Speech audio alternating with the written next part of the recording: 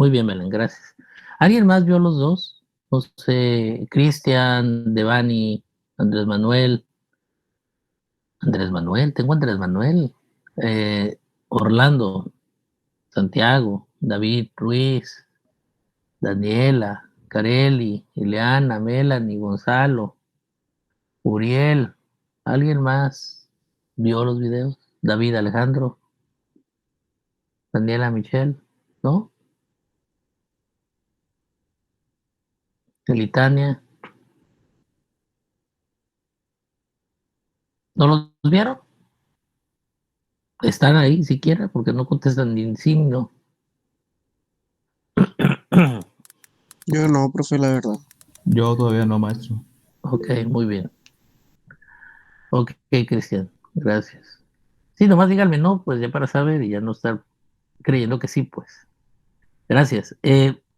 Bien, voy a rescatar algunos puntos que señaló tanto Belén como Ariadne, que es importante, ya que vean el video ustedes van a poder comprenderlo. Yo sé que no es muy atractivo ver un video conducido por un profesor sueco, con un inglés muy bueno, por cierto, y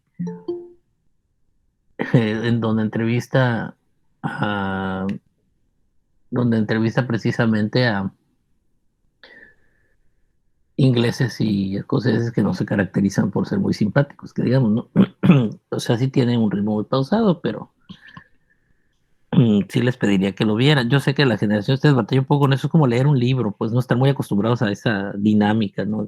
Entonces yo creo que sí es bueno, como universitarios, que vayan familiarizándose un poco con ese tipo de análisis. Digo, se avientan los maratones de las series del Netflix, yo creo que pueden aventarse. Esos dos videos son muy interesantes. Sobre todo me gustó algo que comentó Ariadne, que habla con respecto a que la conmovió. Y no sé si tanto Belén como Ariadne, que si vieron el primer video, estén de acuerdo conmigo en esto que les voy a decir. Lamentablemente, y se los digo así, esos escritos, todos conocemos a Adam Smith como el padre de la economía, por su libro El origen y naturaleza de la riqueza de las naciones de 1776. Por eso lo ubicamos, sabemos quién es. Pero previo a ese libro escribió estos principios morales, ¿no? Un análisis de los principios morales. Es interesante viniendo de alguien que se dedica a la economía, pero a lo que voy es precisamente a esto. Fíjense que algo que yo lamento mucho y que con los años platicaba, no sé si ubican al maestro Mauro Monroy, pero bueno, el otro día platicaba con Mauro en un café. A lo mejor ya estoy dando el viejazo seguramente, pero hay algo que me llama mucho la atención con respecto a nuestra labor como profesores universitarios, como catedráticos universitarios. No digo catedráticos en general porque para dar cátedra, bueno, eso tendrían ustedes que decirlo si damos cátedra. En realidad, yo considero que doy clases en licenciatura y puede ser que dé cátedra en posgrado, porque ahí es diferente la dinámica. Manejamos y citamos más autores, bueno, también porque se lee más. Y digamos, el contexto es distinto, la intención de la materia también es distinta. Pero en general en estas materias, en estas dos en particular, sí hacemos ese tipo de análisis. Y cuando uno ve este video, me doy cuenta, por ejemplo, como profesor, que en el afán de hacernos técnicamente muy buenos, los profesores, y hablo en general de los profesionistas dedicados a negocios, al comercio, a la economía, nos hemos concentrado demasiado en especializar. No sé si han dado cuenta de eso. No sé, de repente Brandon dice voy a ser especialista en marketing internacional y se especializa en marketing internacional. Y Leyland y dice yo voy a ser en branding, ¿no? Y se concentra en branding. O en economía pesquera, o en economía agropecuaria, o sectorial, o en economía monetaria. Mm, en el caso de mi posgrado, pues yo soy en economía aplicada, que es economía matemática, entonces te enfocas. El problema con ese tipo de cosas, muchachos, les voy a decir que es porque tanto en maestría y doctorado lo que hacen es especializarte, pero a la luz de los años creo que genera cierta miopía. ¿A qué me refiero con miopía? nos hace solo ver lo que lo que manejamos, lo que vemos, y perdemos esa capacidad como seres humanos que traemos desde que nacemos de observar.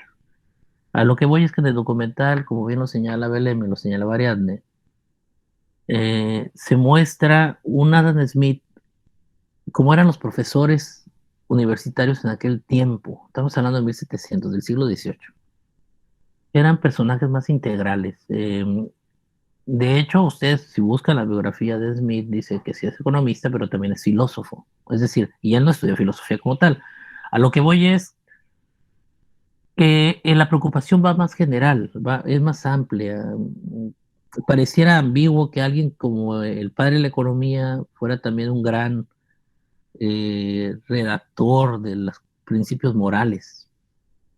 Habla de una moralidad desde el capitalismo, ¿eh? Y Adam Smith estaba en contra de que el gobierno administrara la riqueza de los países y todo. Sí, para antes de que empiecen a decirme, es que López Obrador habla de la moralidad. Sí, pero él tiene un esquema como más keynesiano, más enfocado a lo social, a la izquierda. Y ustedes están viendo, van a ver en ese video a alguien que es liberal totalmente, liberal clásico, que es Adam Smith. Y como lo señalaba Ariadne, tiene una inclinación moral a lo bueno, o sea, lo positivo, ayudar a los demás. O sea, no implica que porque estés a favor del libre mercado seas alguien negativo o malo.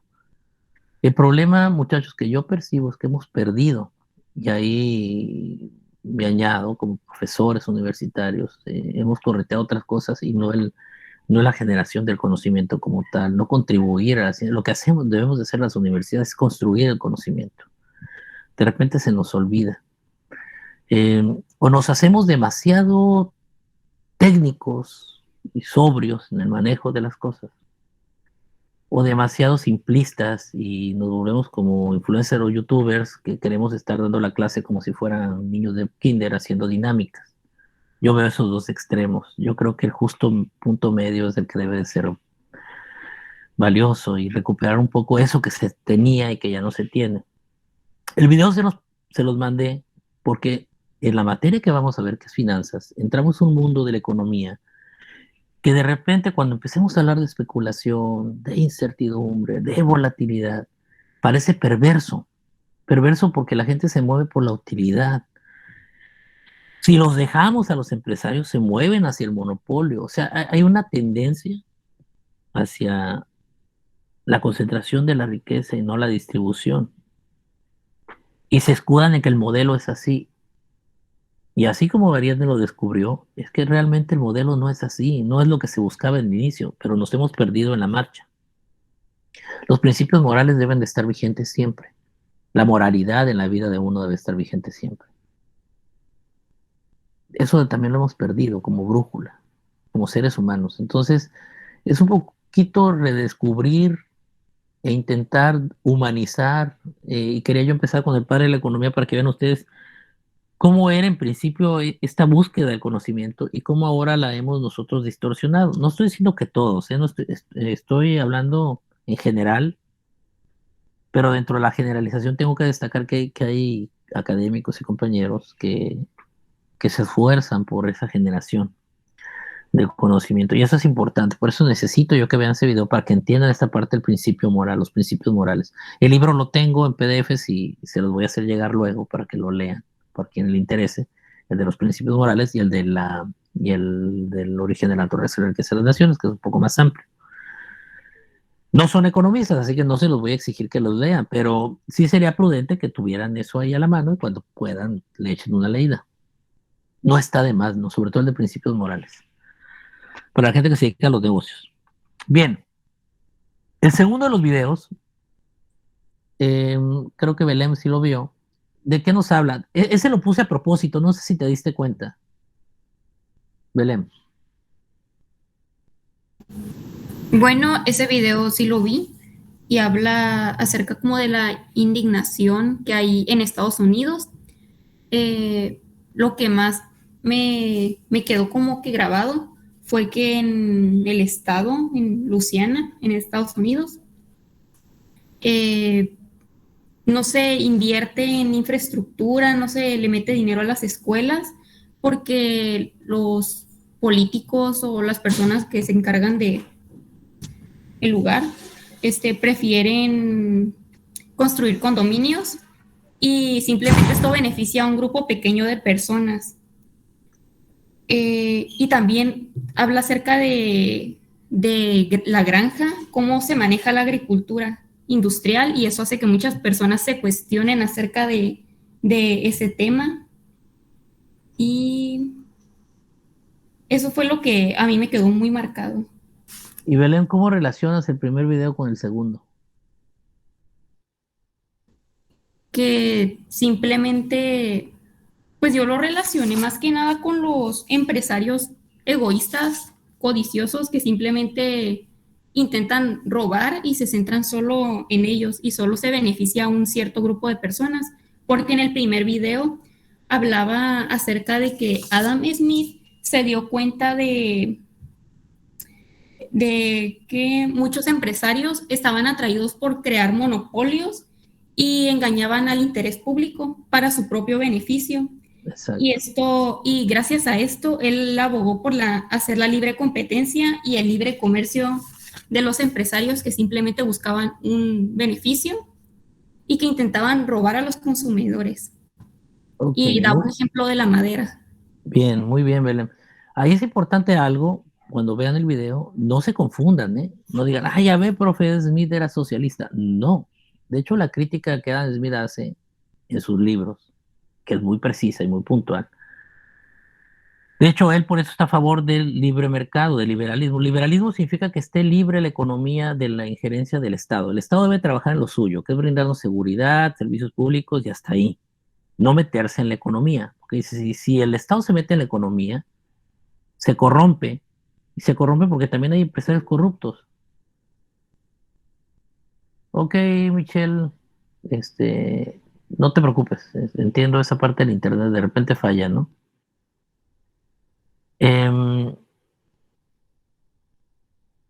Entonces, a lo que voy, Belén, es no diga nada más el empresario. Para que el empresario pueda hacer eso, ¿a quién necesita del otro lado? O sea, políticos corruptos, que era lo que señalaba Smith desde entonces. Fíjense, estoy hablando de 1776. Él señalaba dos cosas: hablaba de políticos corruptos y que la gente buscaba siempre su beneficio, y criticando a sus compañeros profesores, ¿no? Que nomás buscaban hacer dinero.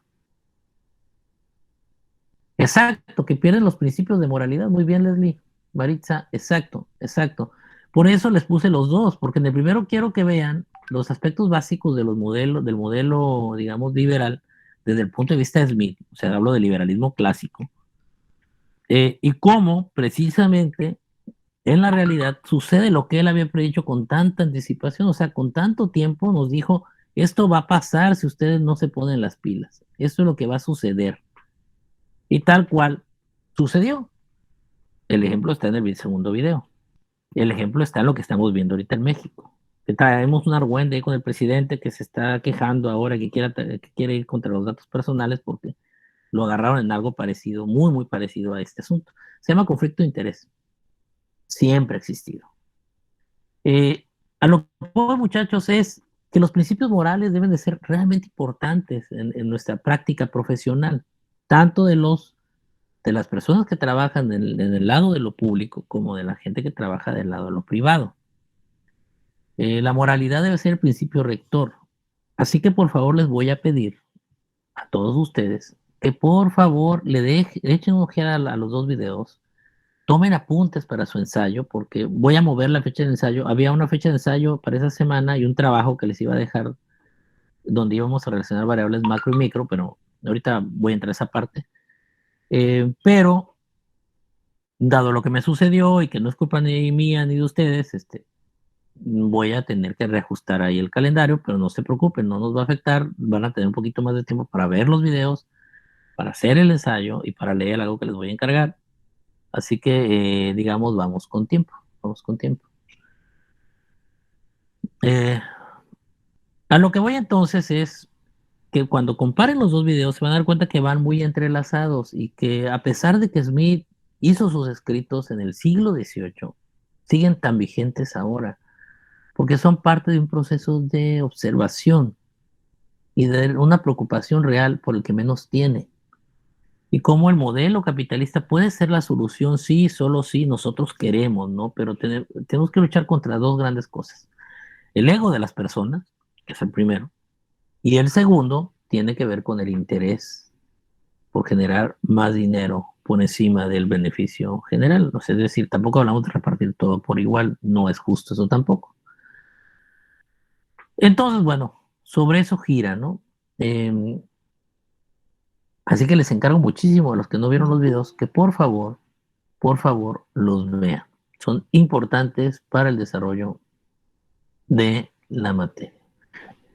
De los que entraron ahorita, porque vi que entró, creo que Dulce María y acaba de entrar, ahí se me fue, lo tenía aquí. Ah, Miguel, Denise, Alejandra, Alejandro, perdón, Quintero. ¿Vieron ustedes los videos o no los vieron?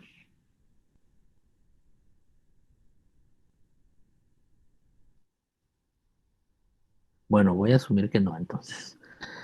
Se los encargo muchísimo para la otra semana, ¿de acuerdo?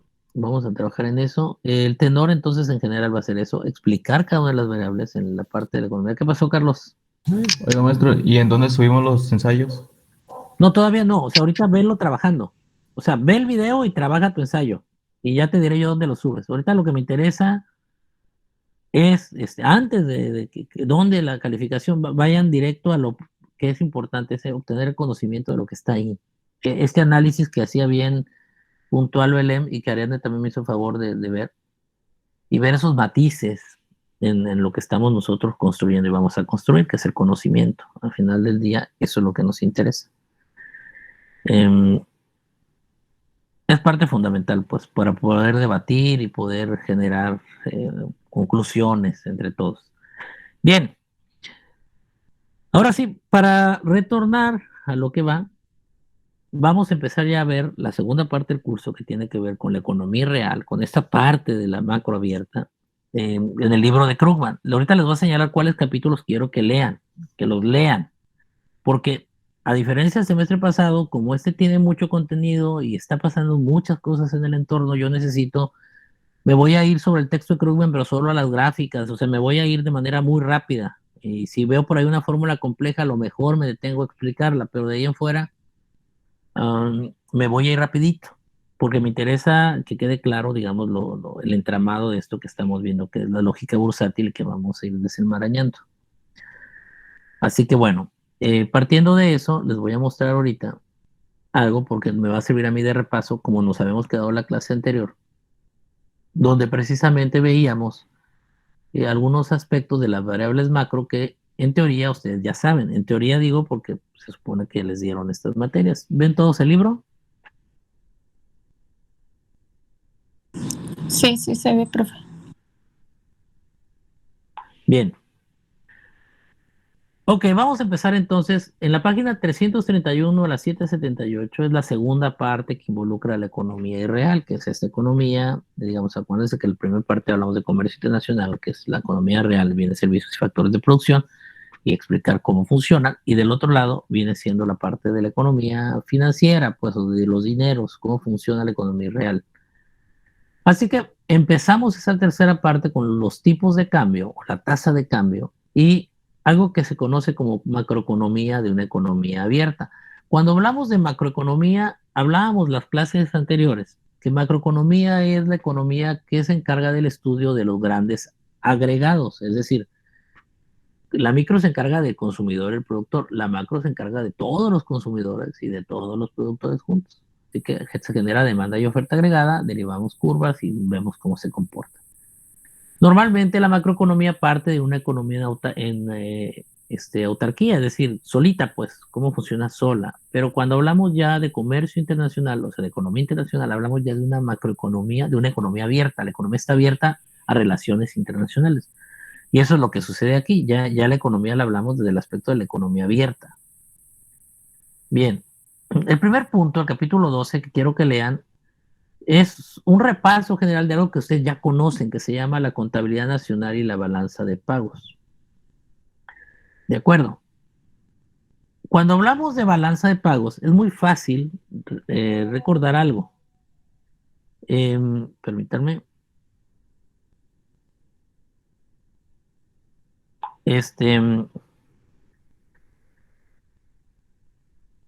los empresarios, cuando cotizan en bolsa, están obligados siempre, de hecho, de manera general, pero sobre todo cuando cotizan en bolsa de valores, a presentar los 3 documentos financieros por excelencia de una empresa, los que muestran cuál es la situación que guarda esa empresa en ese momento determinado, esa información de corte transversal en ese momento, cómo están.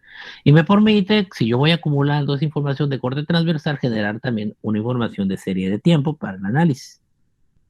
Pregunto, ¿cuáles son los 3 documentos por excelencia contables que una empresa debe de tener a la mano siempre y que le permiten hacer los análisis de cómo está su situación? Les pregunta, ¿cuáles son los 3 documentos?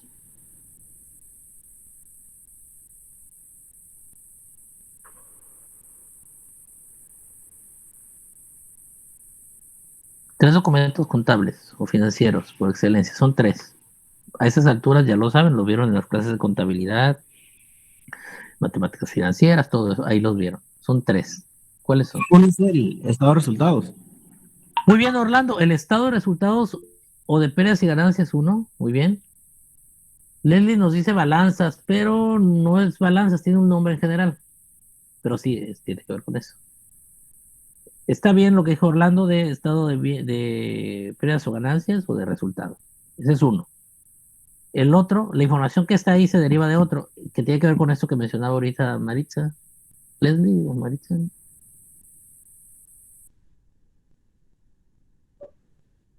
Pero no se llama balanzas, tiene un nombre muy parecido a ese.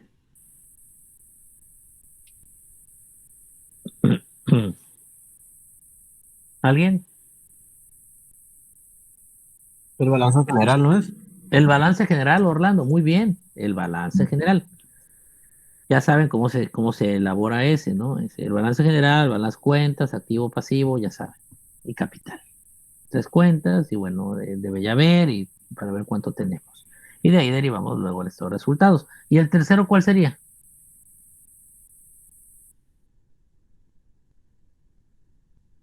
Les estoy preguntando algo que indirectamente tiene que ver con nosotros, lo vamos a ver, pero que ya deberían de manejar, ¿eh?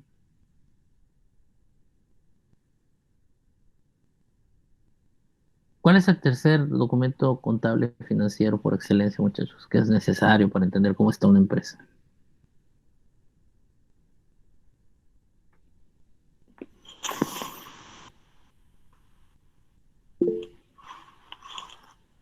Brandon dice el acta. No, no, no, no, no.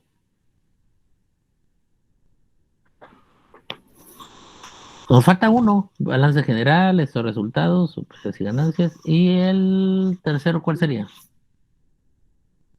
Estado financiero. No, Maritza, no, no, no se llama estado financiero. De hecho, los estados financieros son todos estos documentos, pero les falta uno. ¿Cuál será?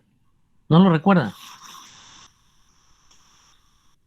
Bueno, se llama flujo de efectivo. ¿De acuerdo? Son 3.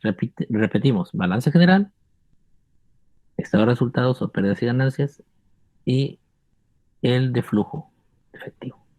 Esos 3. Cuando una empresa cotiza en bolsa, está obligada a presentar esos informes de manera trimestral y de manera anual. Es decir, cada 3 meses nos informa cómo va financieramente. ¿Por qué? Porque los tomadores de decisiones, o sea, la gente que va a comprar acciones o la gente que quiere invertir en esa empresa, tiene que tener claro cómo está la empresa para poder determinar si quiere o no quiere apoyarla comprando acciones o haciendo otro tipo de cosas relacionado con ella. Bien, así como las empresas están obligadas a presentar estos documentos de manera trimestral y el 31 de enero de manera anual, los países cumplen exactamente con una función similar, porque también tienen que llevar un control contable de su situación en un momento determinado. A esto le llamamos en estadística corte transversal, información de corte transversal. La información de corte transversal es la información en un momento determinado. La información en este trimestre, en este mes, en este año. Esa información es válida para ese momento nada más. Por eso es corte transversal. Es como cuando agarro un pastel y lo parto y corto una rebanada y me como esa rebanada me habla de esa parte nada más. No me puede hablar de lo que viene o de lo que fue antes, de esa parte. Entonces, en concreto, un dato de corte transversal es eso, una información en un momento determinado del tiempo. Conforme voy acumulando toda la información de corte transversal, se genera el otro tipo de información que en estadística nos enseñaron, pero que se llama series de tiempo. Es la información a lo largo del tiempo y esa también nos sirve para tomar decisiones, al igual que la de corte transversal. Digo, eso nomás para que recuerden sus clases de estadística, que ahorita voy a mencionar algunas cosas porque sí sirve, todo lo que vieron sirve, créanme. Bien, en el caso de los países, el documento que se presenta igual de manera trimestral y de manera anual para decirnos si estamos bien o no estamos bien, eh, y de hecho determina gran parte de la situación de las variables macro, ¿cómo se llamará? Ahorita lo vimos ahí en el libro Krugman. Se llama balanza de pagos. La balanza de pagos es lo mismo que el balance general, exactito, exactamente lo mismo que el balance general, pero para un país. Y la balanza de pagos entonces lleva el registro de todas las operaciones de un país, tanto en su lado de la economía real como de su lado de la economía irreal, para saber qué situación se está guardando en un país en un momento dado. ¿De acuerdo? Tiene 4 componentes, o sea, está dividido ese documento, la balanza de pagos, en 4 partes. Concretamente son 3 las principales y la otra es una cuestión contable, pero bueno, son 4. Son 4 partes. Pregunto, ¿cuáles son esas partes, muchachos? Estoy haciendo un repaso nada más en el macro. Deuda, no Orlando, no deuda. La balanza de pagos de un país se divide en 3, bueno, en 4 partes, pero 3 son las que llevan los registros.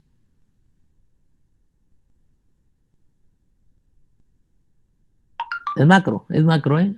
Recuerden macro, sus clases macro.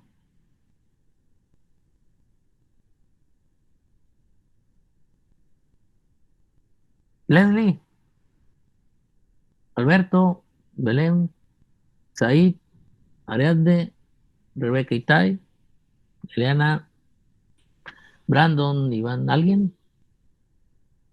Bien, Ricardo Pacheco, bien, bien. En la balanza comercial es la primera, muy bien, el primer componente, son 4 y ese es el primero. La balanza comercial también se conoce, es el primer componente, se divide en 4 rubros. El primer rubro es balanza comercial o también se le conoce como cuenta corriente, balanza de cuenta corriente. Y es la que lleva los registros de la economía que llamamos nosotros real.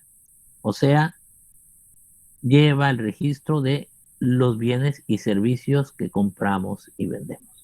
Bueno, dicho de otra forma, en términos más técnicos, lleva el conteo de las exportaciones y de las importaciones. Es decir, cuánto exportamos, cuánto el país vende al exterior y cuánto importamos, cuánto compramos del exterior. Por eso acuérdense que ya hablamos de economía abierta, una economía que ya tiene relaciones con el exterior. Entonces, esta balanza comercial o balanza de cuenta corriente lleva ese registro. Cuando lo que vendemos, nuestras exportaciones, son mayores que nuestras importaciones, ¿cómo le llamamos a eso? En balanza comercial.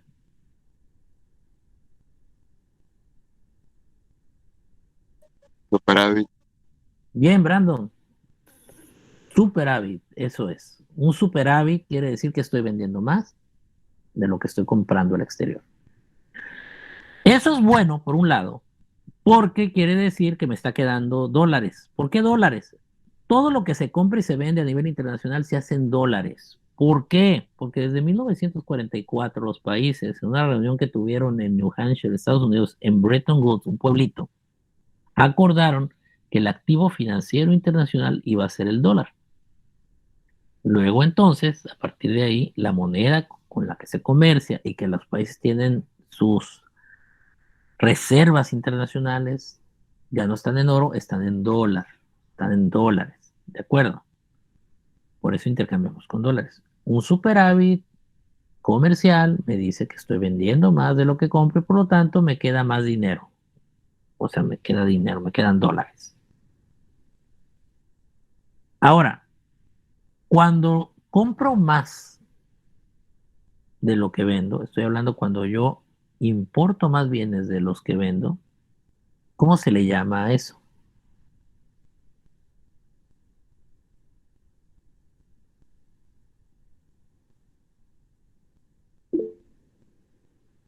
Bien, Orlando, déficit. Ese es un déficit, bien. Déficit comercial, hay que aclarar, porque también hay otros déficits, ahorita lo vamos a hacer. Hay uno general en la balanza de pagos, puede ser superávit o déficit, que se deriva de las otras dos, de esta balanza y la otra que falta. Y bueno, y si es en términos de bienes y servicios, sería un déficit comercial. Estamos hablando ahorita de superávit, déficit comercial. Déficit entonces quiere decir que estoy vendiendo, digo, comprando más de lo que vendo. Pregunto, ¿tener déficit es inherentemente malo?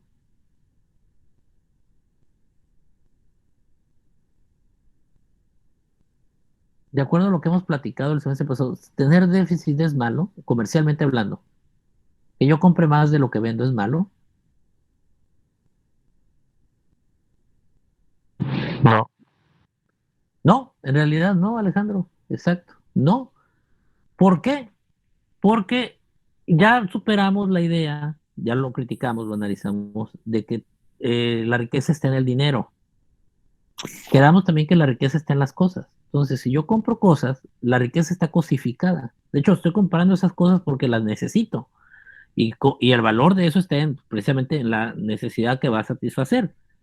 Habrá momentos en la historia de un país donde tendrá superávit, y qué bueno, es bueno porque le va a quedar dinero. Pero habrá momentos donde tenga que tener déficit porque tendrá que comprar. Sí, porque gasta más de lo que produce, no, más bien de lo que vende, gasta más de lo que vende, pero lo necesita Leslie por una sencilla razón, necesita esos bienes. Y no quiere decir que eso sea malo, ¿de acuerdo?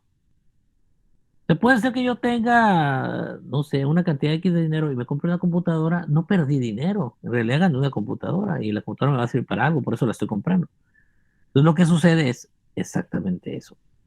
Quítense de la cabeza la idea, porque así nos han trabajado, somos muy lineales, que superávit es positivo y déficit es negativo y por lo tanto el superávit es bueno y el déficit es malo. No, depende del momento que se esté viviendo. Claro, un déficit muy prolongado, o sea que todos los años salga yo con déficit comercial, pues sí es malo, quiere decir que soy un país dependiente, no puedo hacer yo nada solo. Y un país con demasiado superávit, le pasó a Japón en los 80, 90, por ser muy productivo, también es malo porque a la larga tanta producción, aunque estés vendiendo mucho, ese dinero entra a tu país y genera un exceso de liquidez que te provoca una inflación. Y tampoco es bueno. Entonces, aquí entramos a un punto interesante. Lo que uno tiene que cuidar cuando hablamos de balance, tanto en esta balanza como en la otra que voy a explicar y en la balanza de pagos en general, no es tener mucho superávit siempre, muchos déficits, sino buscar que este sea estable. ¿A qué me refiero? Me voy a ir a una gráfica de una nota que quería yo analizar hoy con ustedes, pero lo voy a dejar para la siguiente clase, pero de todas maneras vamos a ver la gráfica, que tiene que ver con el crecimiento. Perdón, muchachos, es que de repente como que se me entume la lengua. Ah, vamos a ver la gráfica, pero quiero que ignoren que es el PIB. O sea, quiero nada más que vean los datos, porque les voy a explicar ahorita tomando como si fuera el registro de superávit y déficit, ¿de acuerdo? Aguántenme tantito. Ah, bien, ahí voy. Me dicen si lo ven ahí, ¿eh? ¿Lo ven?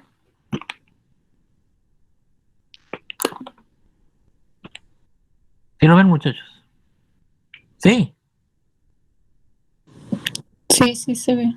Ok, muy bien. Sí, profe. Fíjense bien. Imaginemos que esto que tenemos aquí, de aquí, ese es obviamente cero, ¿no? Pregunto, muchachos, de aquí hacia arriba, ¿cómo son los valores? Matemáticamente hablando, del cero hacia arriba, ¿cómo son los valores? Positivos, Positivos, positivos. Y de aquí hacia abajo, negativos. negativos. Entonces vamos a suponer que de aquí para arriba, olviden esto del PIB, vamos a dejarlo así. Bueno, lo voy a hacer así nada más para que se más claro. Así, mire. Ahí, mire, así. Ah, Esto es superávit, esto es déficit, ¿de acuerdo? Podemos tener ciertos niveles de superávit, este sería un déficit, superávit, superávit, superávit, déficit, déficit, superávit, así. Mientras se mantenga así con ciertos niveles, si se fijan ahí, no hay tanto problema. El problema está, por ejemplo, cuando se tienen estos picos, y esto es en general en estadística, ¿eh? Cuando les enseñaron estadística, ¿se acuerdan ustedes cuáles eran las variables que siempre buscaban? O sea, que generamos nosotros unas medidas. ¿Cuáles eran las medidas? Son tres, normalmente las que más buscamos, siempre en estadística. Con las bases de datos les piden sacar esas tres.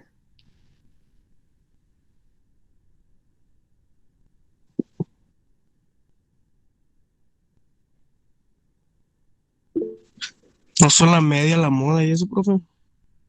La media, la moda y eso, sí, esas son las de tendencia central, pero de esas vamos a rescatar la media.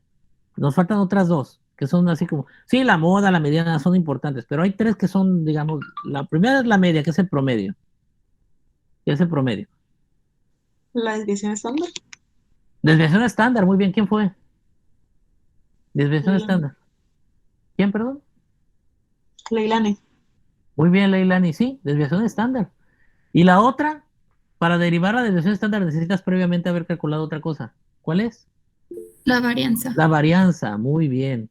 Exacto, exacto. La varianza, muy, muy bien. Esa mera. Bien, Belén, sí, la varianza. Pregunto, ¿cómo tenía que ser la varianza de acuerdo cuando calculaban, que nos decían, cómo eran las varianzas que buscábamos? ¿Cómo tenían que ser?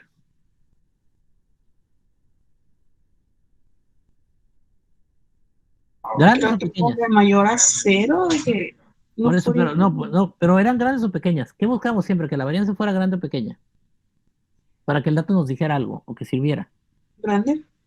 No, buscamos siempre que las varianzas sean pequeñas, que las variaciones sean pequeñas, porque si son pequeñas, pasa esto, no sé si se ve ahí, espérenme. Esto habla de estabilidad, ¿de acuerdo? Si es muy grande, lo que varía de la media, o sea, del punto medio hacia acá, si es muy grande, ya eso no es estabilidad. ¿Estamos de acuerdo? A esto le llamamos un punto aberrante negativo y un punto aberrante positivo en estadística. Entonces, buscamos siempre varianzas de desviación estándar menores, o sea, siempre la varianza la menor, porque habla de menor variabilidad. Véanlo así. Van ustedes con un cardiólogo, le saca un electrocardiograma y da ti, ti, ti, va moviéndose así, ti, ti, ti, ti. Pues ahí les va si están ustedes muy bien. Pero ¿qué pasa si van ustedes con el cardiólogo y de repente hace esto? Ti, ti, ti, y lo ti, ti, y lo ti, ti, ti, ti, y lo otra vez. ¿Qué les va a decir? Que algo no está bien. ¿Estamos de acuerdo? Cuando hay esas variaciones grandes, habla de que la cosa no está estable. Pues lo que se busca en economía siempre es estabilidad, muchachos. Como en cualquier cosa. De hecho, la estadística aplica a cualquier área. Se parecen mucho sí, igual, igual, pasa lo mismo. Lo que les estoy indicando es que los superávit muy prolongados no son buenos, ni los déficits muy prolongados son buenos. ¿De acuerdo? Y mucho menos son buenos cuando son así aberrantes. O sea, que de repente llevamos un nivel de comportamiento bajo más o menos una secuencia y de repente nos botamos. No estoy diciendo que no, siempre deben de ir en crecimiento los países, claro, claro, pero esas caídas y subidas así como muy drásticas implican algo malo. Por ejemplo, esta gráfica que están viendo ustedes ahí, esos puntos aberrantes nos dicen que algo malo pasó ahí. ¿Estamos de acuerdo? Así se lee, pues. En cuanto tú ves la gráfica, dice, algo malo pasó ahí. Así. Esos puntos aberrantes negativos muy, muy grande y el positivo también, y lo voy a otra vez. Como de rebote, si se fijan. Pero bueno, eso se los voy a explicar ya la otra próxima semana que veamos esa parte del PIB. Ahorita sí quedó. Entonces, sí quedó claro entonces por qué los superávit no pueden ser buenos muy prolongados ni los déficits tampoco. Pero no tiene de malo tener un déficit tampoco. Bien, eso con respecto a la balanza, la primera parte, el primer componente es la balanza comercial. El segundo componente, ¿cuál es? ¿Cómo se llama? Que primero es la balanza comercial y nos mide la actividad de la economía real, bienes y servicios, de producción y todo eso. Bueno, la segunda, ¿qué? ¿Cuál será la balanza de qué? Muchachos. De servicios. Mm, tiene otro nombre. Porque servicios está incluido viene en la como cuenta corriente. Bienes y servicios, economía real, cuenta corriente o balanza comercial. La otra es la economía real. ¿Cómo se llamará? ¿Cuenta de qué? ¿O balanza de qué? Si lo recuerdan, clases de macro, recuerden.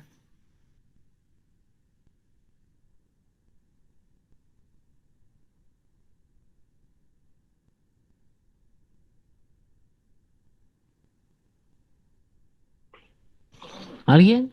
Ileana, Fernanda, Daniela, Michelle, Pedro, Nicolás, Elitania, Nicolás, Gonzalo, Luis, David Antonio, Ángel Luis, Leslie Maritza, capital, cuenta de capitales. Muy bien, Maritza, exacto. Cuenta de capitales, ese es el nombre. ¿Y esa qué registra? Pues si hablamos de economía real, habla de dinero. Registra el dinero que los mexicanos van a invertir en otros países, como una exportación, pero de dinero, de capital, y el que invierten acá. Igual tiene un superávit y un déficit y se lee igual. No es tan malo tener a veces déficit, no es tan malo tener siempre superávit. ¿De acuerdo? O sea, es mantener, digamos, cierta estabilidad, lo que se busca es la estabilidad. El tercer componente, ¿cuál sería, muchachos? Entonces, si el primero es la parte comercial, la financiera, la parte financiera, Maritza, viene siendo precisamente la de capitales. La última viene siendo como el resultado o el balance y se llama el tercer componente eh, la cuenta de la reserva neta. Se llama variación de la reserva neta. ¿De acuerdo? ¿Qué son las reservas? Pues todo el dinero que se ha generado con la actividad económica que queda guardado. Todos los países tienen una reserva. Con esa reserva internacional, que normalmente está en dólares, pero también podemos tener en otras monedas, nos sirve para regular las políticas monetarias e internas y fiscales a través de diversos instrumentos y nos ayuda. Vamos a verlo también aquí en clase. Yo les voy a explicar cómo es que esa reserva sirve, cómo la podemos utilizar. México ahorita tiene récord en reserva, está muy bien. Son los tres componentes principales, repetimos, entonces, balanza de cuenta corriente o comercial, balanza de capitales, variación de las reservas netas o reservas netas. Y el último componente es un componente contable que se llama errores y omisiones. Es un ajuste contable. ¿Se acuerdan contabilidad? De acuerdo a Fray Lucas Pacioli, padre de la economía, digo la economía de la contabilidad, perdón, el padre de la contabilidad, Fray Lucas Pacioli, un fraile que inventó la contabilidad, nos decía que a cada cargo le corresponde un abono, de tal forma que si yo tengo una cantidad de dinero y lo gasto, si llevo la cuenta de eso, debe de saldarme lo que gané con lo que gasté y debe de cuadrar. Le debemos cuadrar cuando quedas ya saldado. Pues dices tú, esto gané, esto gasté y ahí queda. Bueno, normalmente es muy difícil que cuadre porque siempre hay fugas por distintas formas. Por ejemplo, si yo les pido que lleven un conteo o me dicen su dinero, seguramente nunca va a cuadrar porque hay 5 pesos que le dieron a algún cerillito, a alguien en la calle o se les cayeron en el carro, yo qué sé. Entonces no va a ajustar. Entonces lo que hacemos en contabilidad, si ustedes recuerdan, ponemos ajuste contable y el ajuste nomás hace que eso cuadre. ¿Ya? Ah, bueno, errores y omisiones es lo mismo para un país.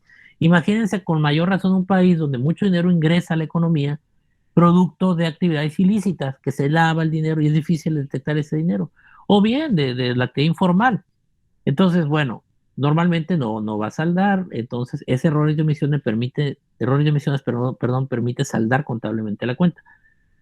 ¿Cuándo no es bueno? Cuando la cuenta de errores y omisiones de un país es muy alta, quiere decir que ese país no está haciendo bien su chamba con respecto a la regulación. Tendría que regular más o, no sé, manejar más la cuestión de la informalidad para que le pueda, que no sea tan grande esa cuenta, ¿no? Repetimos 4 componentes de la balanza de pagos muy facilitos. Balanza comercial de cuenta corriente, balance de capitales, variación de la reserva neta o reservas netas y errores y omisiones. Eso es solo un recuerdo, para que recuerden tus clases de macro. Bien.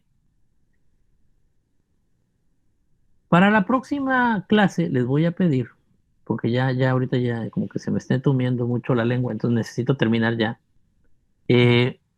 Yo requiero, por favor, que ustedes lean el capítulo, este capítulo, el 12, de Contabilidad Nacional y Balance de Pagos, solo para que recuerden esto que estamos hablando. De hecho, aquí viene también esto de la importación y exportación, cómo funciona. Y me van a leer también el capítulo 13, porque ya vamos a empezar de lleno a lo que vienen siendo los tipos de cambio. Es el primer tema, ¿no? Capítulo 13, que habla de los tipos de cambio y el mercado de divisas, donde el enfoque de activos, ya vamos a empezar a ver eso. Léalo, aparte de ver los videos, para la clase que viene. Ocupo que lo lean nada más, porque me voy a ir sobre algunos puntos yo de eso en la siguiente clase, y ya para poder entrar a lógica bursátil de lleno, sobre todo porque les voy a dejar también un trabajo donde implica la aplicación de estas variables micro con macro para poder explicar, por ejemplo, cómo invertir en un lugar o en otro. Entonces vamos a empezar ya a medir eso, ¿de acuerdo? Bien, entonces los veo la próxima semana. Tengan bonito fin de semana. Y ahorita por lo pronto la tarea sigue siendo la misma. Sigan trabajando en eso. No se preocupen por las fechas de entrega. Solo hagan el ensayo. Y nos vemos el martes. Ya espero yo estar bien. Ya poder hablar más fluido. Porque ahorita la verdad que sí me costó mucho. Entonces me queda una clase en la tarde a ver cómo le hago. Y ocupo yo estar ya mejor para el martes. Para que sea la hora 20 minutos como debe ser. ¿De acuerdo? Profe, Mande, ¿puede Rebeca. pasar el libro nuevamente? Sí se los mando en un momento. Sí, claro que sí. Está bien, gracias. No, ustedes, bonito fin de semana, cuídense mucho. Profe, ¿el ensayo va a ser de una hoja o libre? Ahorita lo voy a manejar libre porque quiero ver eso que tú me comentabas, es lo que quiero ver, Ariadna. O sea, qué tanto comprenden y qué tanto les llega el mensaje del propio video, pues. Me interesa ver eso. Ah, ok. Quiero explorar eso, pues. ¿De acuerdo? Ok, sí, está bien. Gracias. Ok, gracias. Muy bien, nos vemos, muchachos. Cuídense. Hasta luego, profe. Hasta luego, Maritza. Hasta luego, profe, Gracias por gracias. tu participación. Sale, nos vemos. Luego, profe, cuídese. Sale, bye bye y gracias.